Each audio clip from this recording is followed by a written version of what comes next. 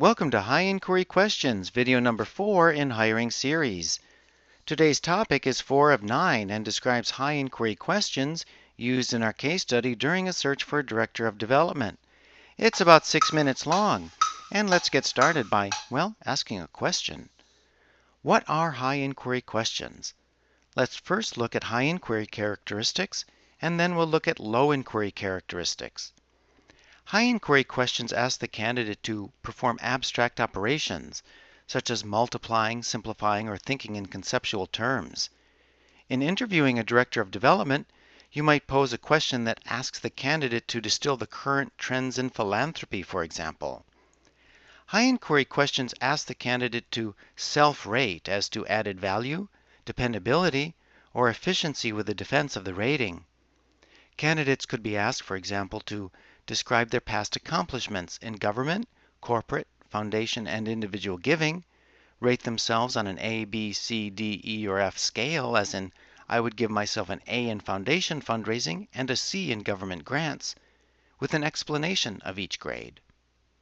They find similarities or differences in the quality of 2 or more entities using criteria defined by the candidate, such as comparing the new position with the old one.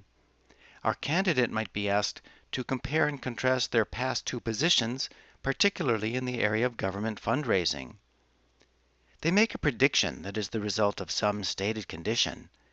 Candidates could be asked to, say, describe their strategy in setting up a development department and predict the department's fundraising performance at an organization that currently doesn't have a full-time development practice. High inquiry questions make inference to account for the occurrence of something, how or why it occurred. In this case, you could ask why a particular area, such as individual giving, decreased for an industry as a whole, such as youth services, while individual giving increased in the nonprofit sector overall during the same time period. So high inquiry questions get people thinking deeply right before you. That's what they do. That's their big benefit.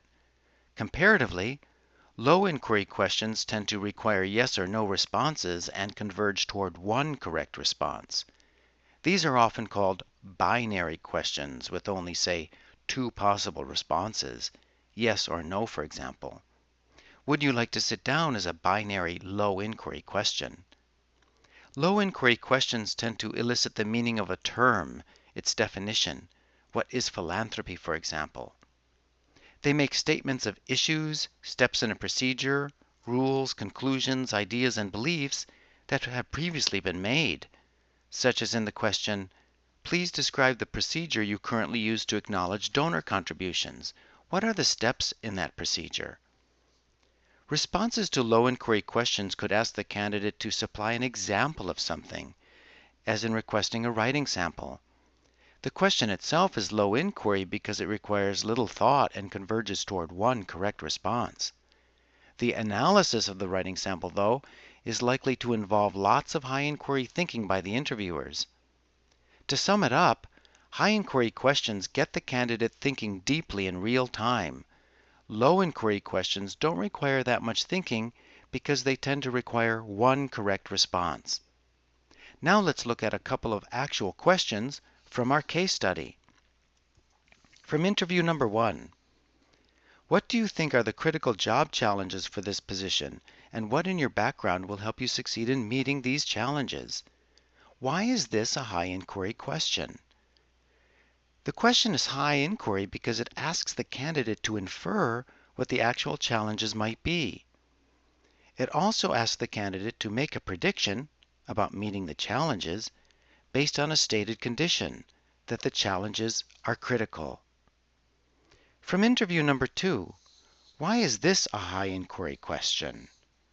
Knowing that you're coming into an organization that has not previously had a Director of Development, what are some of the structural priorities you see in setting up the department? This question is high inquiry because it asks the candidate to think abstractly about the concept of setting up a department based on the stated conditions. The position is new and the department doesn't currently exist.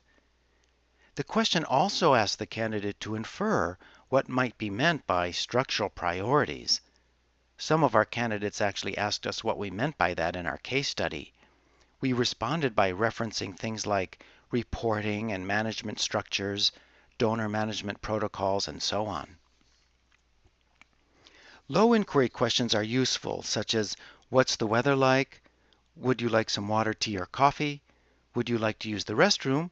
To welcome your candidates and make them feel comfortable, especially at the beginning of interviews when nerves can be at their highest. All of these questions converge toward one correct response, as in the weather's rainy and about 70 degrees, coffee please, and the restroom question will almost always converge toward a yes or no response, as in this case, no thank you. One added point about high inquiry questions. Wait time is very important, particularly when asking high inquiry questions.